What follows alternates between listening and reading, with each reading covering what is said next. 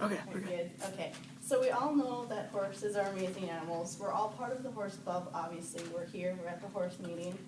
And we also all know that they're big animals. And obviously there are many horses, but they're really strong too. And they all have minds of their own. And as we start training nights and going to shows over the summer, we need to know how to stay safe. So tonight I have a few safety tips for us all to know and just a few reminders how to stay safe over the summer. So I was telling us some safety tips on the ground and safety tips while riding. So some of the safety tips on the ground is that when you're approaching or catching a horse, you should always speak to him to let him know you're near him. Horses are prey animals and they startle easily if spooked. You should always touch your horse on the neck or approach him from the side to avoid his blind spots, because if you come up behind him, he might think you're a predator and run away or accidentally kick you or something like that if he thinks that you're a predator. When you're approaching in the pasture, you might not want to take a bucket of grain or food out in a group of large horses, because unless your horses know really well about your personal space, they might accidentally group around you and cause a horse food fight, and you'll be stuck in the middle of a lot of 1,000-pound animals, and they might accidentally run you over. So when you're tying your horse, you should always follow this rule of thumb, that you should tie your horse at eye level, and it should be no longer than your arm when it's tied tightly. You should only tie horses to solid, safe objects using a breakaway knot, and you should never tie your horse using the reins, and you should only use a lead rope and a halter.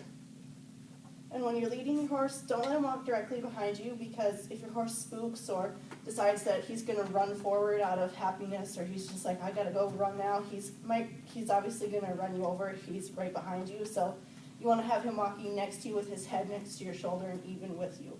So that way he's not going to run you over, he's just going to kind of go past you like this.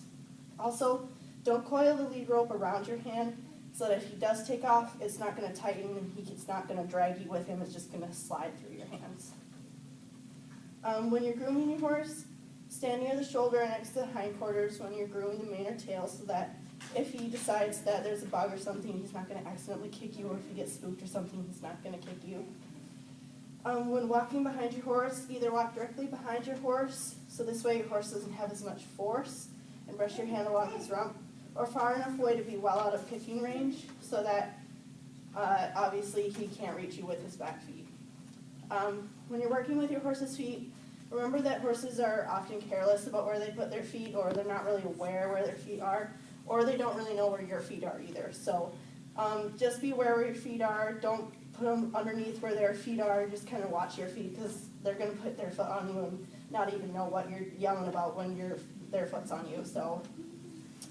And also, never sit on the ground while you're working with your horse's feet. If you're sitting on the ground and you've got your horse's hoof in your lap or something, and something happens like that you're not really paying attention, you can't get up and away fast enough when you're sitting on the ground. You should always squat, and kneeling is okay too, but it's also kind of hard to get up and away when you're kneeling too. When you're giving a horse treats, always lay your palm flat like this and put the treat in the center.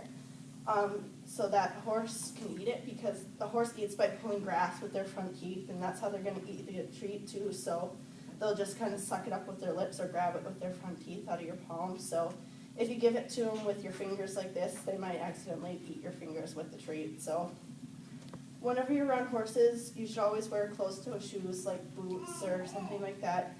A horse usually weighs about 1,000 pounds roughly in there, and 1,000 pounds in your foot and the flip-flops isn't going to feel very good, I can tell you right now.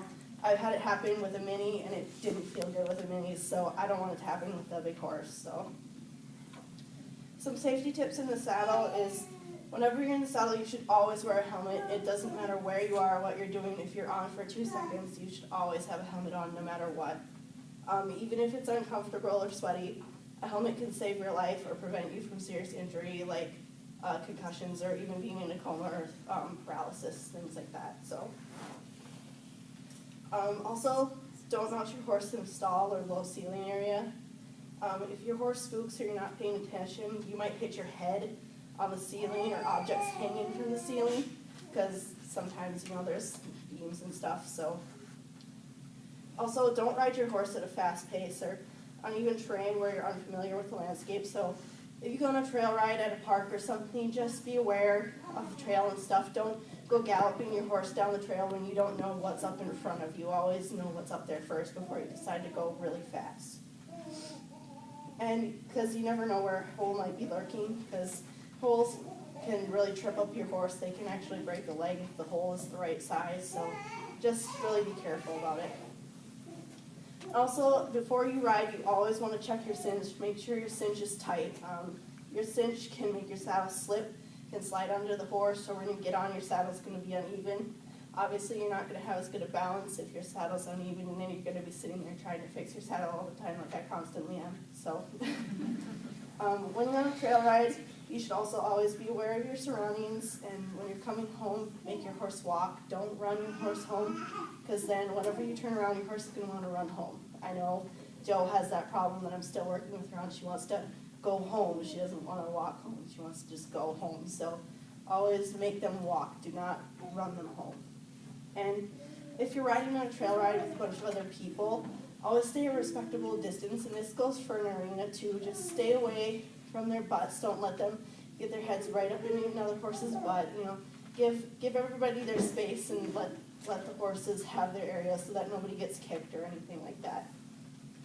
And also something that kind of goes for on the ground or when you're riding is knowing ribbon colors that can be seen in horses' tails. I know we don't really see it a lot in like 4-H, but you do see it at like other shows, like for breed shows and stuff, so I just thought I'd add it in here because it's good to know. So a red ribbon usually means that the horse is liable to kick. They are either just aggressive or they kick out of fear. Yellow usually means a stallion. We don't have to worry about that in 4-H, obviously, but if you go to a breed show, they do have stallion classes and stuff, so you might either want to keep your mare away or just be aware that they might be more rowdy. So, green obviously means a green horse, young or inexperienced, so that one's pretty simple and easy to remember, and that's just kind of telling you that, hey, my horse might act up, and it's just telling you that, kind of giving you a reason why their horse is kind of being silly, maybe. So, a white ribbon means that the horse is for sale. So if you see a horse with a white ribbon and you're like, oh my gosh, that horse is so pretty, I want that horse, and it has a white ribbon, it's for sale. So, a blue ribbon means it's aggressive gelding or stallion, or maybe just an aggressive mare. It just means the horse is really aggressive and really needs a space. So you need to make sure you give that horse plenty of room. Make sure you don't let your horse sniff noses with them. Just give them the space that they need to do their thing. Pink means a mare in heat or a moody mare in general. Just keep away from them. They tend to kind of give a lot of trouble too, just kind of like a stallion does. So that's just the tips so that you guys can kind of stay safe this training season, and as you go to shows and stuff, just a reminder. I know a lot of us probably know a lot of this stuff, but maybe some new people don't. So just stay safe and